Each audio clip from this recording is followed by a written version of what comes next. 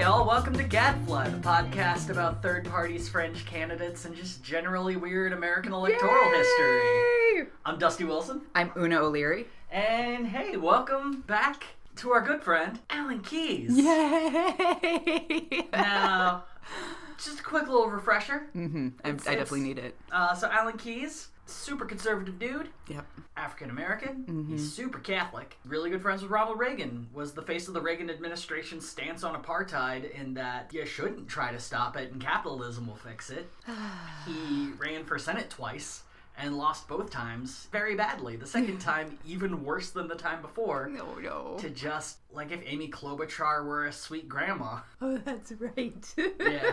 Once the heralded international policy ambassador of the Reagan administration, Alan was now spending his time hosting his own hours-long show on Radio America. Honestly, not a bad place to end up after losing an election by 50 points. Yeah. And it's exactly the sort of career that many before him would have gladly settled into. It also sounds like the career that many are now settling into if you 100%. swap out radio for Fox. Yeah. I don't know. So Alan, he's gone back to his radio show. It's a 3-hour-long stint every day. It is what it is. But two things would happen that would pull Alan Keyes back into the world of politics. The first was the confirmation of Bill Clinton's Surgeon General, Joycelyn Elders. Joycelyn Elders was an endocrinologist from Arkansas. When Clinton was governor in Arkansas, he chose her to lead the Department of Health and was the first black woman in the state to hold the position. All right. Elders made her name as a devout advocate of lowering teenage birth rates via birth control, counseling, and honest sexual education in schools. Yes, girl! And surprise, surprise, during her tenure, she oversaw a 10-fold increase in early childhood screenings and a 24% rise in childhood immunizations in the state. How about that? Yeah. It's funny how when you put someone who's good at their job in a position to do a job, they do a good job. Oh my god. She was a complete fucking badass who genuinely never ran out of fucks to give. So when Bill Clinton became president, it only made sense for him to promote her to Surgeon General of the whole country. Yes. And to say the least, the conservative side of the country lost their goddamn minds. She supported drug legalization, specifically the use of marijuana. How have I not heard of her before? Oh no, Joycelyn Elders is the fucking bomb. She supported the idea of schools making condoms freely available to students. I'm gonna cry. But this stance would result in pill-headed dipshit Rush Limbaugh dubbing her the condom queen. Oh! And once again, I'm so angry. Yeah, sorry. Gotta pump those brakes. It's never 100% good here. At least for now. Elders had also stated in regards to abortion rights that Americans need to, quote-unquote, get over this love affair with the fetus and start worrying about children. Yes! Yes! Oh my god, my queen. But her most controversial statement would come while speaking at a United Nations conference on AIDS. Elders had been a fierce proponent of defying the social taboo of masturbation, and was asked whether or not she felt that teaching children about masturbation might be a way to curb unsafe sex. Elders responded, I think that is something that is part of human sexuality, and it's a part of something that perhaps should be taught. But we've not even taught our children the very basics. This comment was just a bridge too far and resulted in Clinton firing her. But by then, Joycelyn Elders had become a sexual boogeyman for the religious right and a direct target of Alan Keyes' ire. Despite her firing, Keyes seemed to view Elders as a direct threat to his vision of America. To his own sexuality. Keyes would say, millions of decent Americans are forced today to wage a continual battle to preserve the innocence of their children, particularly in sexual matters, against a rising tide of corrupting influences in the media, public schools, and the culture at large. Some trusting parents assume that no one would promote a truly deviant action. Certain things just seem so unthinkable and unspeakable that people lose vigilance in opposing activists who are quite ready to think, speak, and do precisely the unthinkable. Oh my, well, listen, Keyes, like, everyone's got a computer in their home now, and it's just mainlining porn! Look, when you haven't seen a boob your entire life, you will wait 15 minutes for that picture to fucking load.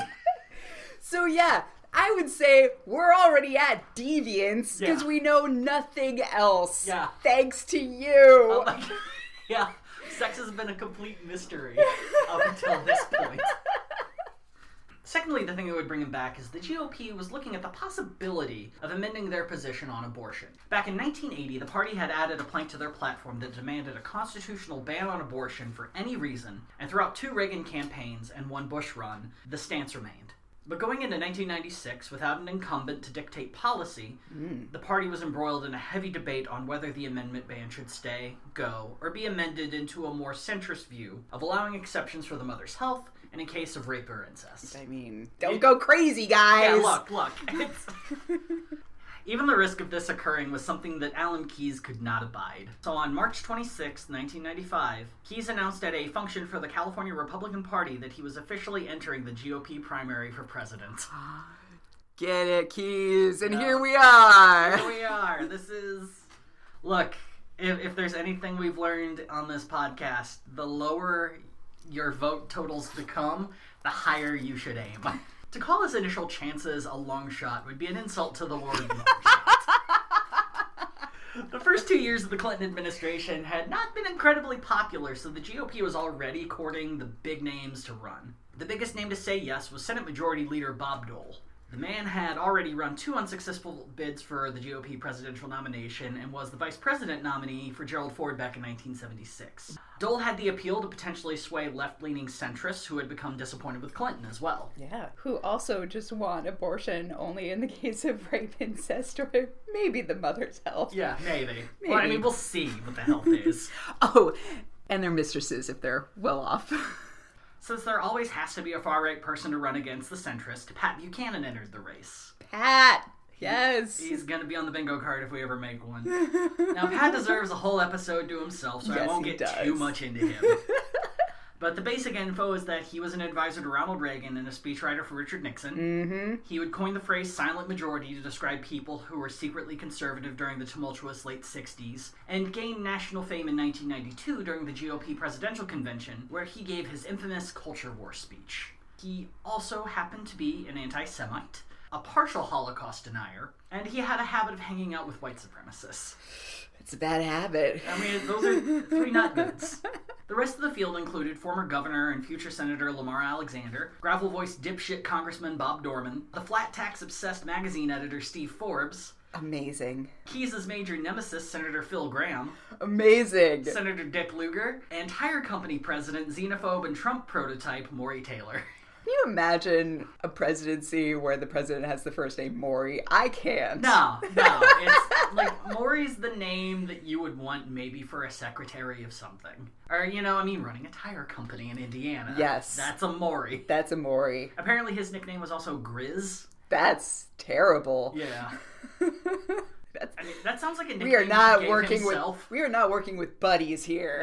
No, we are not. Across we are working. The board. No, if Buddy Romer had nicknamed himself Grizz, he would still be working. He would still be fighting alligators for money. Oh, Grizz Romer? Oh, don't fuck with him. He just goes into the swamp for weeks. Yeah, he's a wrestler. He's a professional wrestler. Out of the 8, there didn't seem to be much of a lane for Keyes to fit in. So he made a bit of a new lane. A far-right philosopher lane. Oh, Lord. Well, that's what happens when you go into classics. Parents, lock your daughters. Don't let... Oh, there's a new classics student here in town? No. No daughter of mine's dating some bad boy classicist. So although Buchanan had the calm demeanor to hide his fire and brimstone basis, Keyes instead chose to go full-on Socrates and combine a pile of bombast with a very specific political philosophy. The moral foundation of Keyes' campaign was guided by what Catholic political philosopher Dr. Richard Ferrier calls declaration principles. I hate this already. What about the phrase Catholic political philosopher do you not like? All of it. I also feel personally attacked as a lapsed Catholic and as someone with an unfortunate PA in classics. Oh no. Well, this is for you, Puna O'Leary. It's so personal. It's so much. Oh man, you're really gonna get this then. So the basic gist of Declaration Principles is that there is a strict moral code that is laid out in the Declaration of Independence that, as declarationists believe, dictates the intended national morality planned by the Founding Fathers. The deists. The pan-religion. Yes. So this is fuck all y'all. A Catholic political philosophy based off of Episcopalians at best. If it was to have a one-sentence summary, Declaration principles would be that all men are created equal. Hence, they have equal natural rights as a gift of the Creator. Ew. So, Alan Keyes had like a point-by-point summary of this on his website, Renew America, and thanks to the Wayback Machine, so much of this website is saved. Oh, beautiful. So it lists the following key rights outlined by the Creator. 1, a right to life, meaning there is no right to abortion. A right to attain property, a right to arms, a right to free speech and a free press, a right to equal treatment under the law without regard to race, creed, or ethnicity, a right to self-government, and this fun little paragraph that I'm going to read verbatim. Personal religious belief is not a requirement for American citizenship, but acknowledgement of our national belief that human equality and rights come from an authority beyond human will is a moral duty of citizenship. Its rejection constitutes a denial of natural rights and human equality and is inconsistent with ordered liberty. I mean, this is like, are you kidding me? This could be debated out of an auditorium within minutes. Yeah. This last one is something that Keyes really latches onto. This idea that you don't have to be religious, but you have to acknowledge that you're wrong. I mean, I appreciate it because he, as a candidate, has so far been the most petulant that we've run into. And I mean, we've only just begun. So yeah. I'm looking forward to being proven wrong. Yeah. But in terms of petulance, like, yeah, no, this is totally on brand for you. Yeah. Absolutely. Like, he needed to be a professor. He just needs to, like, dive into something and get really in the weeds about it and not be able to function in normal society because he's just so in his head. Yeah. Honestly, if he became a tenured professor at the Catholic University of America, he would have flourished. Yeah. He would have just settled. He would probably be the dean of a university 100%. on his merits instead of just being given it by a governor. Yeah. And he probably would have stayed. Well, if the money was right. Yeah. Oh, God. This foundation led to 4 major talking points to the Keyes' campaign. 1, no abortion. Ever. No, woman's gonna die, don't fucking care. Rape or incest, deal with it. 2, the need to champion a 2-parent household as the cure to crime, poverty, and immorality. 3, ending income tax and replacing it with a national sales tax. 4, cutting the bulk of government welfare programs and departments to allow people more freedom of self-governance and encourage personal responsibility. The real question is, if you take these fine, upstanding points and were to place them on the head of a pin, would they fit? I'm going to hear for your Thomas Aquinas jokes or not. Fucking love it. Oh, look who majored in class. Oh. That's right, I can take it and I can dish it out too. Fucking love it. So aside from those points, Keyes didn't offer much else in the way of policy. It's like, that is it. No, you that's take all you it need. or you leave it. Boom. Done. During debates and speeches, he would bristle when asked why he didn't have much to say about the traditional Republican talking points of fiscal responsibility. It would eventually get to the point that he would accuse his competitors of being money-obsessed and insisting that the focus of the party should be less about money and more about family. He would stress that a teen doesn't join a gang because of the rate of the capital gains tax, and that by ignoring the moral dissent of the nation, they would never solve the real source of the nation's ills. Oh my God, Keyes. They are not joining a gang because it's just the best option of so many great monetary options. We're dealing in communities where there's nothing else. Like, there's no hope. I don't know. I mean, Madonna did a fuck on TV, so I don't know what to tell you. Madonna did a fuck on TV. On November 18th, 1995, a little less than a year before Election Day, the Florida Republican Party held an event called Presidency 3, where they conducted their 3rd statewide straw poll of the year.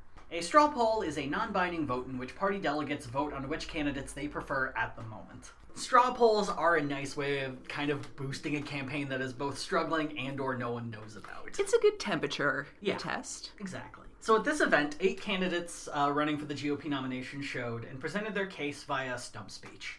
Allen was introduced as, quote, a man the media fears so much they won't even print his name. One of the best summaries of the point of his campaign would come directly from this speech. Keyes stated, "We've got to understand that the crisis that we face today is not a crisis of government, and it's not a crisis of budgets. It's a crisis that is directly related to one fact and one fact alone, that in the last several decades we have backed away from our support for the marriage-based two-parent family, and as the family falters, America falters." The crowd went nuts. Early on, he called General Colin Powell, George W. Bush's first Secretary of State, a liberal Democrat. He accused all media present of slander and defamation for alluding that the Republican Party might be racist. He derided the news for ignoring his success in previous straw polls, claiming that he had won with 60% in one of a straw poll in California. But it seems to have been such a small affair that any record of it is nowhere online. Ooh. I think what it was is, instead of being the California statewide Republicans, it was like the Orange County Republicans. Yeah. In regard to getting rid of the income tax, he said, "I'm an abolitionist. But this time, it's not abolition of slavery for one group of people. It's abolition of tax slavery for all Americans." He's blinked twice. We're entering Get Out land.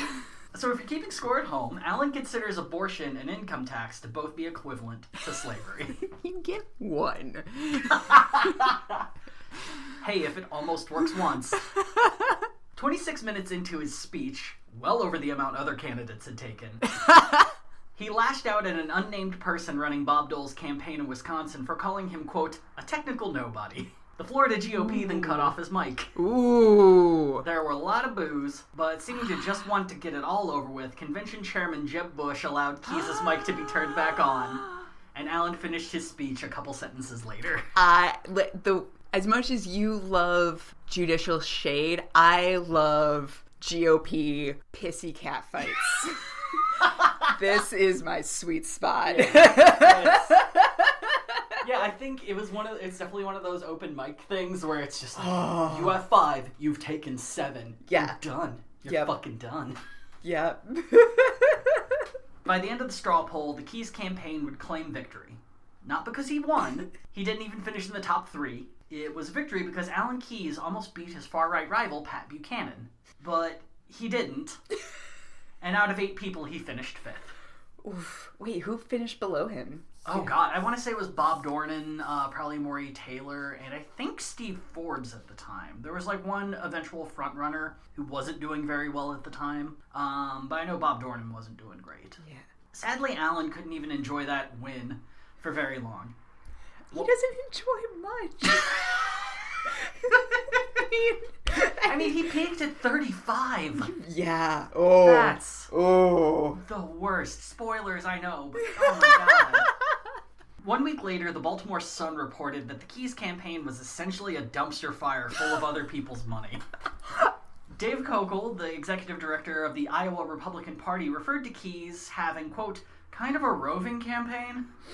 His base of operations changed between Georgia, Virginia, Oregon, and Arizona, leaving a trail of unpaid bills behind him. Kokel stated that Keyes owed the Iowa GOP $946 for a voter list they had sold him over the summer, and also stated that while campaigns do rack up debts, that it was, quote, unusual for a presidential campaign to jerk around the party. In Utah, Keyes would bounce a check for $850 he gave to the state representative that had paid the initial costs for Allen to hold a fundraiser. That state representative would go from adoring Keyes to saying, quote, he's not a real candidate for president. He doesn't act like one. He doesn't campaign like one. His radio talk show was not making him any money, so he found a new avenue to get into. Wow. Yeah. Now, granted, in the grand scheme of things, a little under $2,000 isn't much at all, especially for a campaign that has raised $500,000 to date. That's why it's more accurate to say that in total, Alan Keyes still owed multiple people a total of $245,000. And also another $45,000 from his Senate race in 1992. Oh my God. But Dusty, how many two-parent households did he leave in his wake? That's, you know what, I'm an asshole, you're right. You're 100% right. And as one final punch in the proverbial dick, it was noted that the man credited with getting Keyes to enter the GOP primary, his campaign finance director, Arthur Rocker, had left the campaign and was in the process of suing Keyes for $30,000 in back pay and unreimbursed expenses. Man. When the Baltimore Sun called Bill Kling, Keyes' press secretary, to get their side of the story, they got an answering machine of Kling saying that he was no longer with the campaign.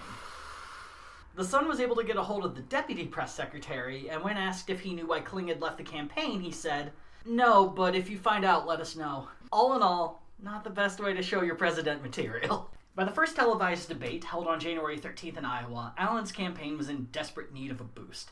Not just to show that he was the best evangelical conservative in the race, but really just to show that he should be taken seriously. For the majority of the debate, Keyes wasn't much of a factor. The bulk of the sniping was done towards Bob Dole, who had been working with President Clinton to try and end the current government shutdown that was happening, and Steve Forbes, who had been touting his across-the-board flat tax as the curative to all of the nation's problems. Yeah, it was a thing that was really popular then, especially with Steve Forbes. The idea is, instead of there being brackets for each person depending on how much you make, everyone pays 10% tax across the board. And it'll fix everything. No. But it'll fix everything. Yeah, no. So the first unique moment of the debate came about 40 minutes in. 2 high school students from Iowa had been invited to come in and ask the candidates questions. The second question that was asked is one that it's kind of still meaningful. As a young voter in the 1996 presidential election, I'm very concerned about the Republican proposed budget cuts in college student loan programs. It's very difficult to find a job in the United States without a college degree. How much do you propose to cut from financial aid, and why? Listen to this Cassandra, y'all. Yeah. Clearly not a young Republican. Nope. But someone who can definitely see the future. Oh, yeah. Where are you from? Delphi? Yeah. The first 4 candidates answered the question with vague answers of, making things easier for students and parents with a little bit of make professors work longer hours for the same pay. Things took a bit of a turn when they got to the 5th candidate, Bob Dornan, who just sounds like the angriest uncle who doesn't get invited to reunions. So Bob Dornan said, I remember my friend George Bush said he wanted to be the education president. And I said to him, why? Jimmy Carter woke me up at 7 o'clock one morning and asked me to vote for a bill to make it a cabinet seat, and I said no. And Lamar Alexander ended up staying there in something most conservatives agree we should shut down. I believe that if there are scholarships at the federal level, it should be done for science, maths, physics, chemistry, subjects that young people generally need encouragement to go into. I don't want to subsidize people with federal tax dollars who are in theater arts. As much as I like the theater. Whatever happened to the state's role in this? Whatever happened to he's working his way through college, she's working her way through college? I don't understand why this is a federal role. Welfare, crime, and education should be handled at the state level. So keep rich people in theater. Yeah, it will delight you to know that Bob Dornan fell out of politics pretty quickly after running for president. He was just a gravelly voiced horse's ass. Terrible human. So this answer just opened the floodgates of bullshit. Yes! Senator Phil Gramm said, I think the way to deal with the guaranteed student loan program is recognize that 85% of the cost comes from defaults, and let's treat these defaults as private debts. Let's collect them, let's garnish your wages, and we could double the size of the student loan program. What? Fuck you! Garnish what? Yeah, garnish your wages. I should have done that in the Texas accent because it's thick as fuck. I completely forgot he said garnish your wages. And last in the polling, and certainly not least, was Alan Keyes, who took a slightly different track and began throwing shade at the high schooler asking the question. Probably one of the things that's sad is indeed the question itself. We've created a society in which people look to the government for things that they ought to be able to do for themselves, and would be able to do if the government weren't taking so much money out of their pockets. So we take the money out of the family's pocket, and then we pretend we're doing them a big favor when we dribble it back in the form of guaranteed student loan programs, after having prevented them from saving the money against that child's education with high tax rates that give the government control of our income surplus. That's what we've got to end. And that's why I think we have to abolish this income tax system. Return to the original Constitution, go to a national retail sales tax that gives people control over the money they make and earn, and they decide what to do with it. Save it, invest it, put it aside for the children's education. The government doesn't tax it at all, doesn't look at it until they decide to spend it on consumption. The savings rates go up, the ability of families to fund their own child's education go up, and we don't need the middleman of an expensive government bureaucracy handing our money back to us. This system doesn't make sense, and it's the system itself that needs to be reformed so that families can take care of their responsibilities. Let's talk about the middleman of that Professor Zaddy who got your ass to Harvard. Keyes. Oh, yeah. Huh.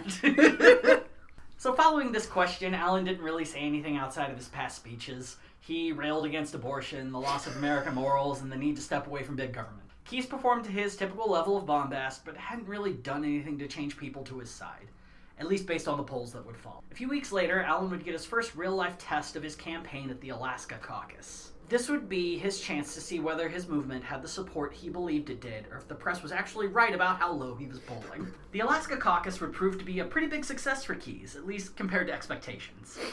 He'd end up with 10% of the vote, but finished behind Dole, Forbes, and caucus winner Pat Buchanan. Keyes wouldn't get any delegates out of the race, but a double-digit percentage was more than enough to make it look like the campaign was stronger than people had believed. Next week after that was the Louisiana caucus, which that year was easily the most controversial contest of the primaries.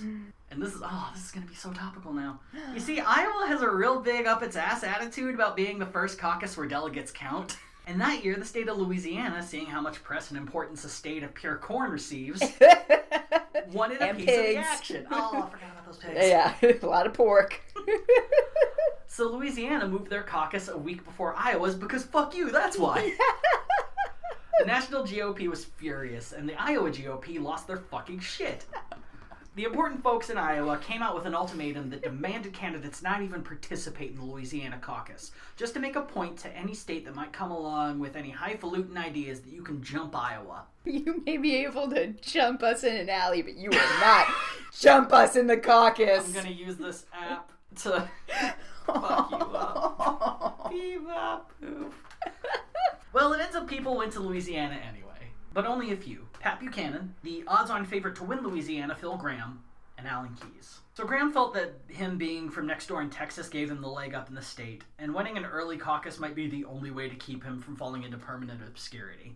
Buchanan, on the other hand, had the motivation from Alaska and continuing a win streak. As for Allen, well, this is just pure speculation, but the thing that seems to piss him off most is when people tell him what to do. And so you tell him not to go to Louisiana, and you bet your ass he bought a flight to New Orleans.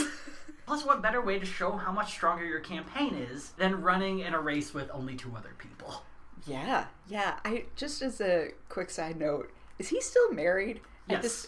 At this time, that's fascinating. Yeah, Alan Keyes is still married and has been married to the same woman since 1979, 1980. I'm actually more impressed that of all the, pro-family, pro-life Republicans that he's doesn't have like that hypocrisy. Yeah. I'm just curious because like he's such a curmudgeon, not even curmudgeon. He's just a cranky asshole, and it's like, what is that marriage like? Yeah, I mean, I'll give him the same compliment that I give Andrew Jackson. Man clearly loves his wife.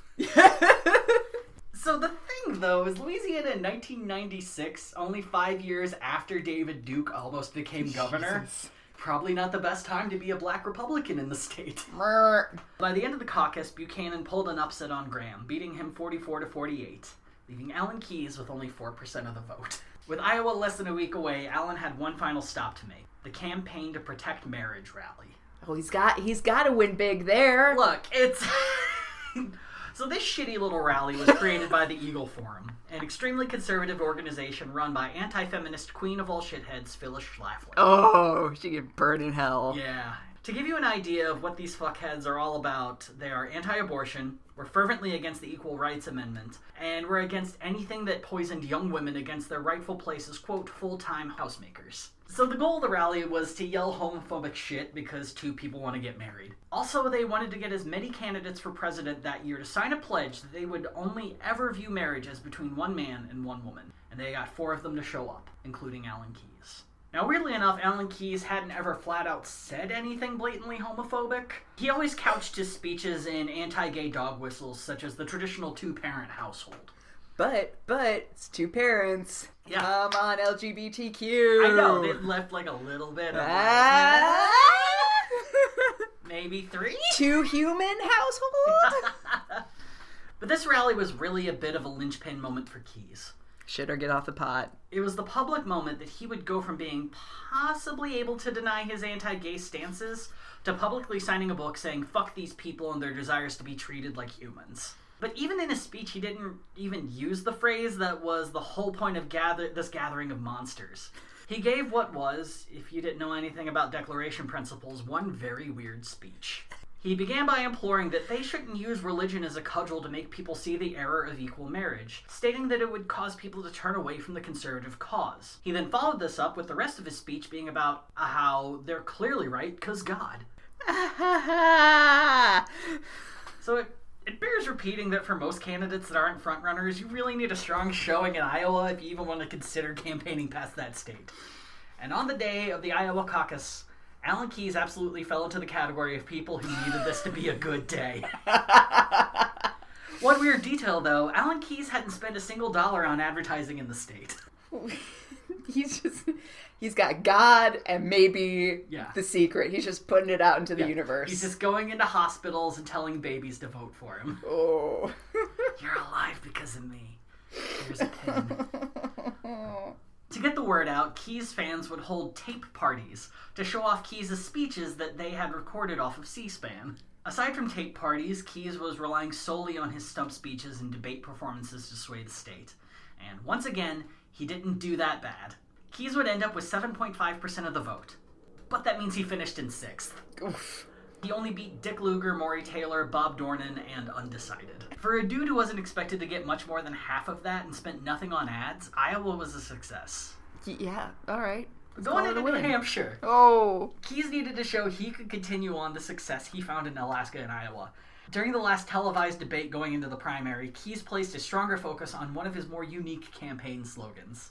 The idea that Republicans need to worry less about money and more about the family. And really, he was the only candidate to take this stance. Clinton had recently been enjoying an improved economy and a low unemployment rate, but Republicans often made the argument that these positives were secretly negatives, either because it wasn't a stable economy, or that the jobs that were keeping unemployment low weren't very well paying. Vote us into power and we'll show you how right we are. For Keyes to implore them to ignore money and corporations from morals and family was a genuinely bold move. I mean, bold until you hear the context of it within his closing marks of the debate. Oh no. You know, I think we're exactly like a family where a child is on drugs, another's out engaging in promiscuous sex, another one's committing suicide, and all we can think about is where we're going to get that next raise from, and how we're going to get that next promotion. Our families are falling apart. Our moral condition is appalling. And yet all we have here are money-obsessed leaders who think they'll solve our problems with a little more tinkering with the jobs, and the taxes, and the money. In your hearts, you know that's not true. And this campaign offers the moral priority that is the right one for America. We must restore the moral and material foundations of the marriage-based family. We must restore our allegiance with the principles of the Declaration, which say that our freedom comes from God, and are constrained by our responsibility to respect His existence and authority. We can return to that moral foundation. We will find right answers for our economic problems. We will find answers for our social problems because we'll stand on the strong ground of American principles that unite us all together moving into the 21st century. And then he started a cult? I mean, the first part of that kind of sounds like a pitch for FX. You got this really brutal drama. It's about a family. Yes! Yes! Everything's wrong. Money, acid, drug. Yeah. Oh my god, what's that William H. Macy song? Imagine Shameless, but sadder. The thing is, it's like, I'm listening to this, and a part of me just wants to be like, hey, let's, like, we, especially like where we are today in 2020, having lived through the recession and everything. Yeah, 100%. We're way too focused on cash, and it's not good for our society, and it has led to a lot of but then it's like you took the wrong you took a really weird left turn and what? Yeah, there are moments where it sounds downright socialist the way he's talking. Yes. And it's for just like a little blip. Yeah. Just like Yeah. And it's like, yeah, we should. Oh no. Why is everyone in that family on drugs and dead? What? Well, at least one's fucking, I guess. Man, pour one out for alternative reality. Alan Keyes, where he is dean or professor at Catholic University, or where every student he interviews one of the lesser like, Jesuits. Oh my god! Like every student comes in, he's like, "Look, I get it. Your family's on drugs. Everyone's fucking. All your brothers and sisters killed themselves. I get it. You're having a tough time." Wait, what? No, I just need an extension on this paper. No, it's how everyone's dealing with things at your age. Wait, what? Republicans in New Hampshire, they didn't really agree that much with Allen. Mm. Allen got another 6th place finish, but this time he would only get 3% of the vote. So for most folks, back-to-back 6th place finishes would be enough for someone to drop out. But not Allen. No. While some of his other competitors dropped out after doing as well or worse, Keyes kept it going. He rolled into the Delaware primary and finished 5th. Then the next week, after New Hampshire, he got last place in Arizona and South Dakota, and next to last in North Dakota. But like this check, he's gonna bounce back. God damn it. Again, Allen didn't see this as any reason to end his campaign.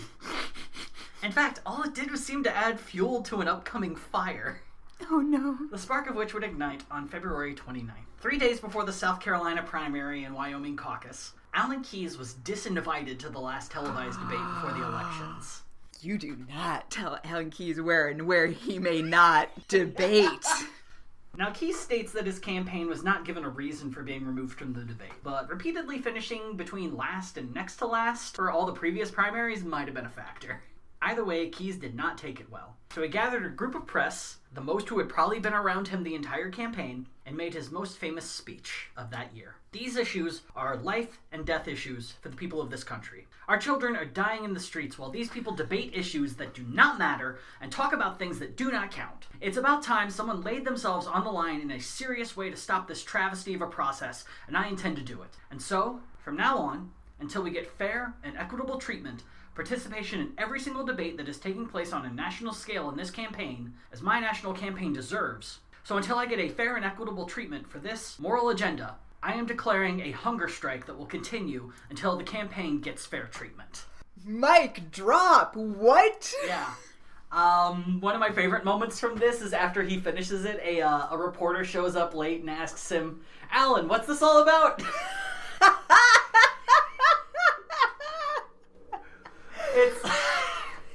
It's just one of those dumb moments where it's just like, I have to fire you. You can't ask that question. Ask everyone else who's here. You missed it. Don't just be like, I don't know what my job is. What now? Oh, Alan Keyes, it's Trent Brock from NBC. Huh?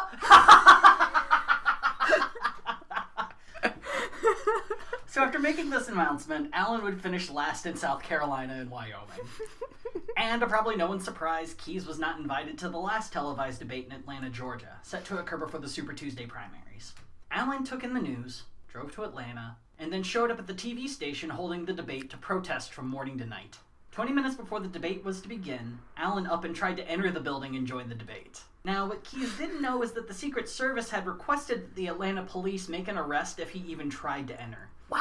And sure enough, by the time he got to the door, Alan Keyes was arrested for criminal trespass and led away in cuffs. State Party Chairman Rusty Paul stated, quote, "I have never been so embarrassed," and placed blame on the TV station for leaving Keyes and 2 other candidates out of the debate. Keyes stated that after he was placed under arrest, that he was driven to a parking lot near City Hall and was told he can go free. Shortly after, Mayor Bill Campbell drove over to pick up Keyes, apologized for what had happened, and drove him home. Campbell, a Democrat, told Keyes he hoped the incident wouldn't give him a bad opinion of the city. Keyes also made a note to tell reporters that he was considering suing the station and trying to get its license lifted. He's not doing great in the polls. He really shouldn't be running, especially with no food in his system. Yeah. Oh, God, you're right! Yes! Like, he's got to be so hungry right now, which made, the taking him away easier. Yeah. But I just want pancakes, let me in. I'm so weak. For the love of God. I'm in Atlanta, the food here's amazing, just let me in. But yeah, that's...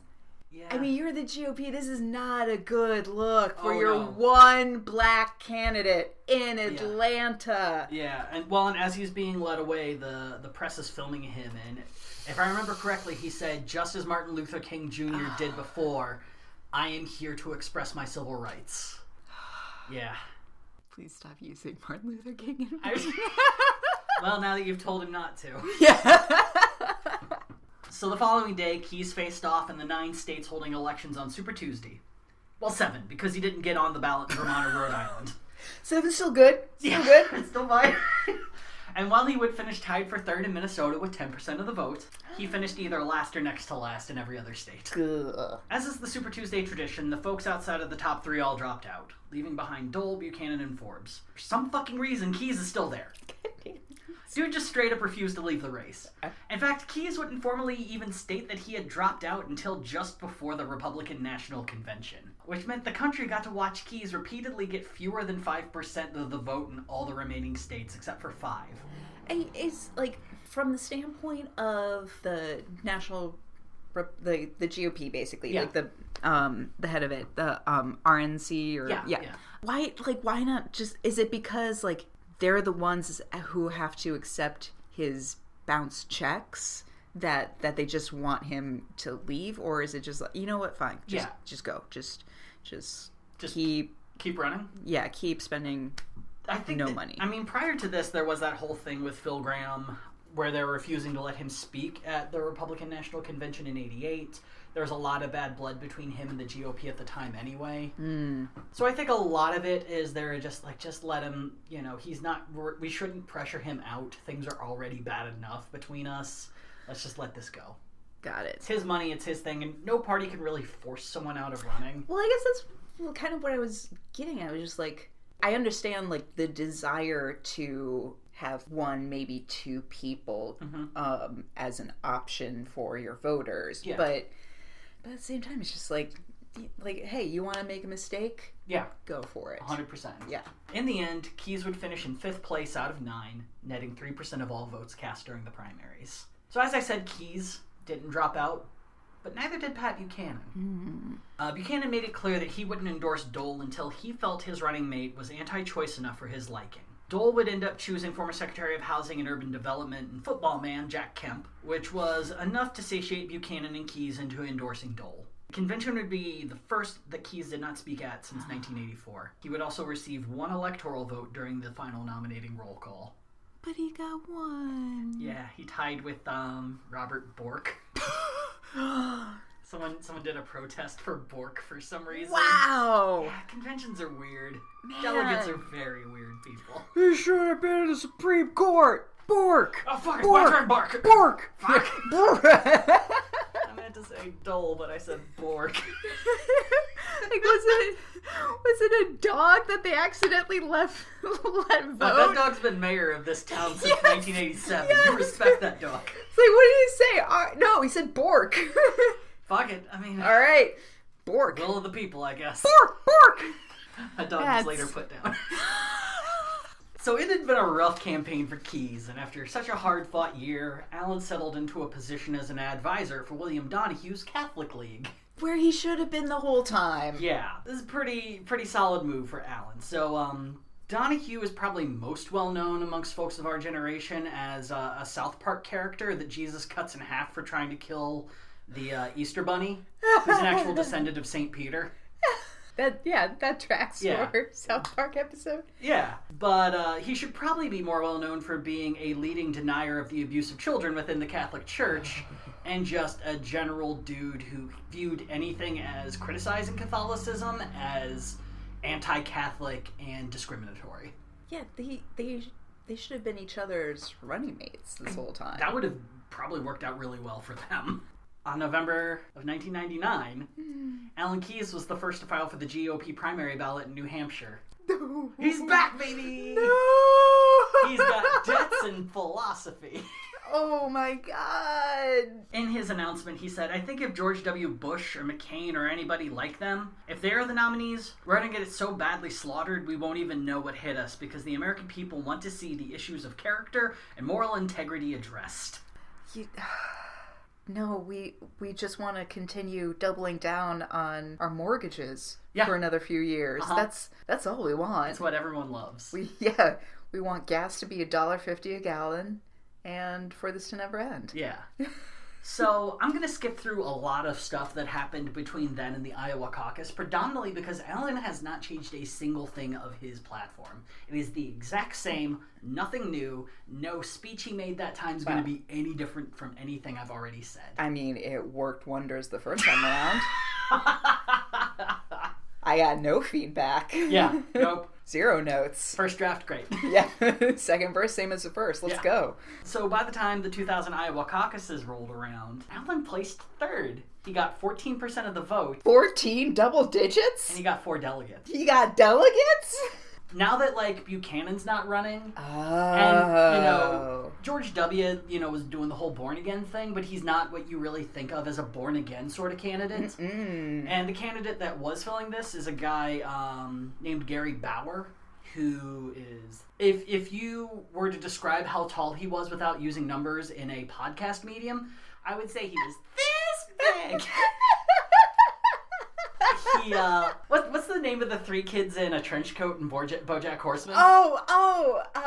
Adultman. Michael Adultman? No, it was something Adultman. Yeah, Vincent. Vincent Adultman. Vincent Adultman. He 100% looks like Vincent Adultman. No. He might be the only person in America more obsessed with abortion than Alan Keyes. And so he's running. Oh. But Alan Keyes is a lot more palatable than 3 kids in a suit. So a few days later after the Iowa caucus, a really genuinely... Like, I'd completely forgotten that this had happened. And it's just one of the most 2000 things I've ever heard. I think so this is the moment that the 2000s started and the 90s died. In 99 and 2000, Michael Moore had a show on HBO. I vaguely remember this. It was called, I'm going to adjust here. It was called The Awful Truth. Yep. And essentially it was kind of like a proto Last Week Tonight. Only instead of sitting behind a desk, he would go out in the field and do mini documentaries. And for this particular episode, he was out there talking about when looking at the Republicans and the Democrats, it seems like they all support the same stuff. And so he wanted to create a litmus test. So what he did was he got a pack of registered to vote youths. He rented an open bed truck, got the rights to the song Sleep Now in the Fire by Rage Against the Machine, put it all together and said, whichever candidate will hop into this portable mosh pit gets my endorsement. Yep. Yeah, that was our RFK is dead moment. Yeah. Oh my God. This decade is over. This is the Altamont of the 90s.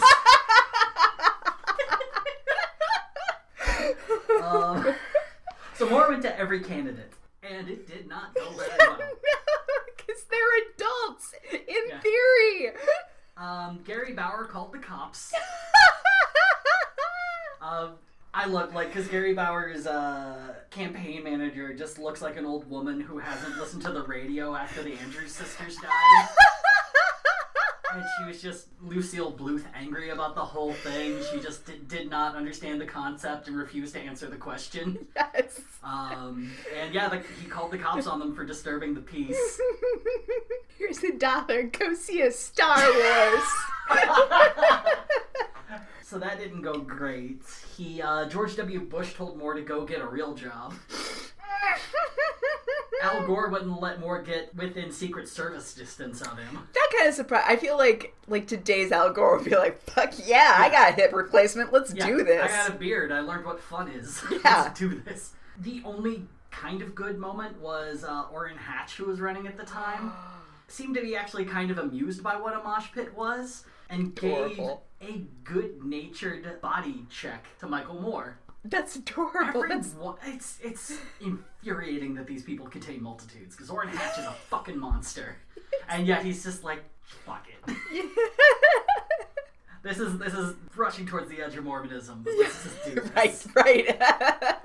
By body check you, it doesn't count as dancing. Exactly. So it wasn't going great. That is until Alan Keyes' campaign manager agreed to hop into the mosh pit as a representative of the campaign. The mosh was nothing more than a super safe body surf. And I gotta note, you body surf by hopping back first? This dude dove front first. That's so it's just a bunch of people who are like, yeah, you either break your neck, someone's touching your dick. Yes. It's just gonna happen. Because, it's a multitude of hands. You decide where you're going. The hands are just there. But the dude looked like he had a lot of fun. It was a step in the right direction. So the pit stayed, and late that night, as Keyes exited from a speech, he was met by a crowd of punkish youths chanting, "We want Keyes." Oh my God.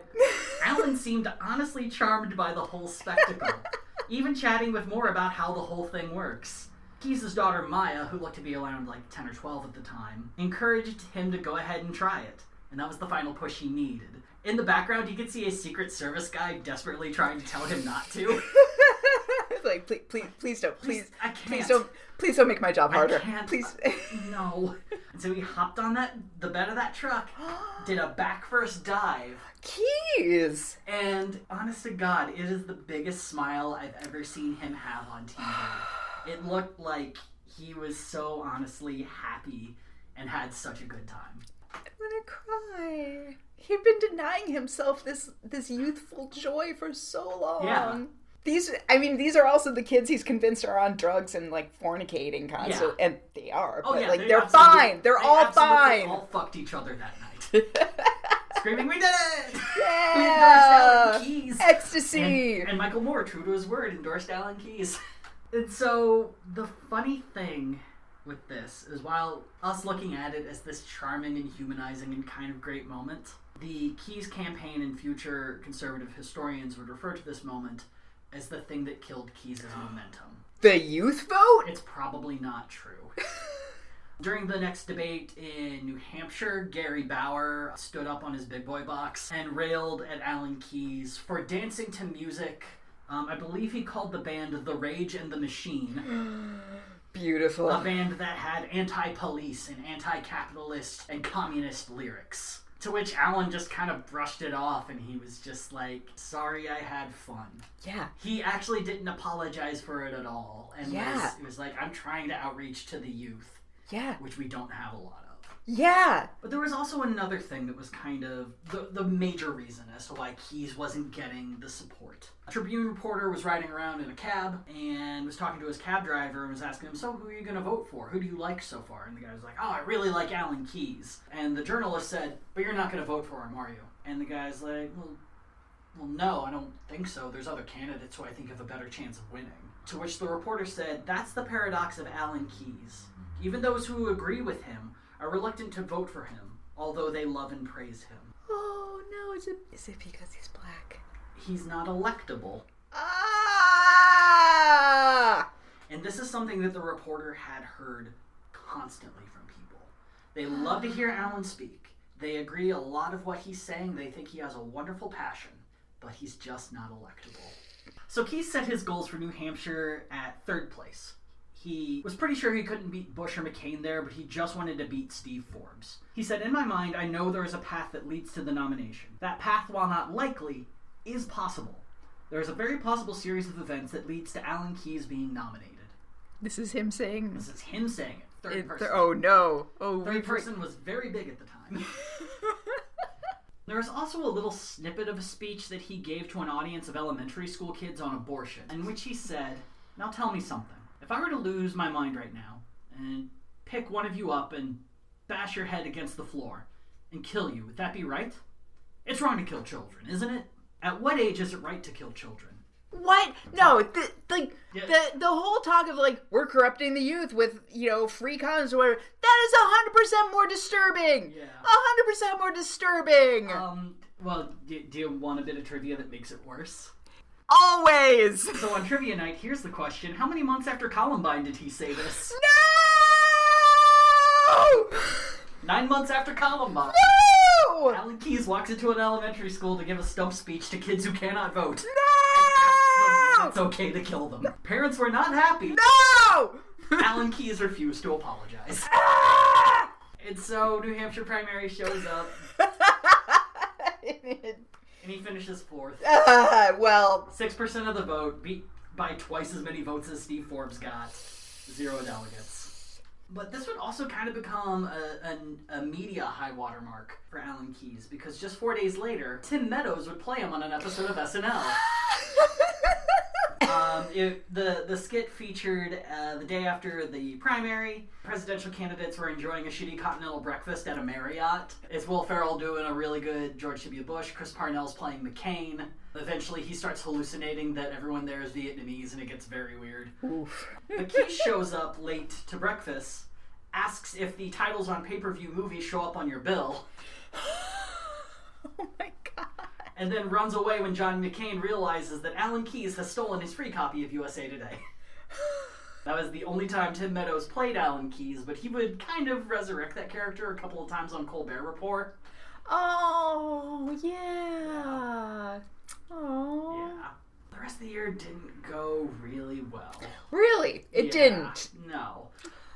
The first caucus or primary where Alan would get more than 5% of the vote would come about a month later in North Dakota, where he would get 5.3% of the vote and a delegate. He does very well in the northern cold states. He does really good in caucuses. Oh, okay. That's kind of what it is. Got it. On Super Tuesday, everyone but Bush, McCain, and Keyes had dropped out, and he did really well in Maryland, Minnesota, and Missouri, and by that I mean he got like 5 or 6% in 2 of them, but got 20% in Minnesota. Wow. McCain would end up dropping out 2 days later, leaving just Bush and Keyes for the rest of the time. Despite McCain being fully out of the race, Keyes would only get more votes than McCain in Mississippi, Wyoming, and Utah. That's it? He would be beaten by McCain in every other state. Like people writing in McCain, basically. Oh no, he was on the ballots. He was still in the ballots. He just now I'm kind of remembering this election. Yeah, Allen would only place second in states where McCain hadn't attempted to get on the ballot due to him dropping out early. But everywhere else where McCain was, he could not top it. Damn. In April, Steve Forbes hosted SNL in a really weird episode where he actually did a really good job of acting. But according to Crisis Magazine, the offer was initially given to Alan Keyes, but Keyes turned it down. Keyes? SNL should have been like, you're not allowed to host. I know, right? That would have been lit. Weirdly enough, on May 2nd, when Alan Keyes was still one of the 2 people running and not doing well at it, he appeared on The Tonight Show with Jay Leno. So by the beginning of June, at the last primary, Keyes had gained 22 delegates and finished 3rd with 5% of the votes. Keyes did not actually drop out of the race until the GOP convention, once again stating that he would only endorse Bush, and he would actually consider leaving the GOP if Bush didn't nominate a vice president who he felt was anti-abortion enough. Bush chose Cheney, and that was more than enough for Keyes to stay. And this time, instead of getting 1 delegate, he got 22. Allen took about 2 years off after that, licked his wounds, and went back to his radio show. But then he was offered something a little bigger. MSNBC at the time was looking for someone to fill their 7 p.m. slot. And so in 2002, he was offered the time slot, and began his show, Alan Keyes is Making Sense.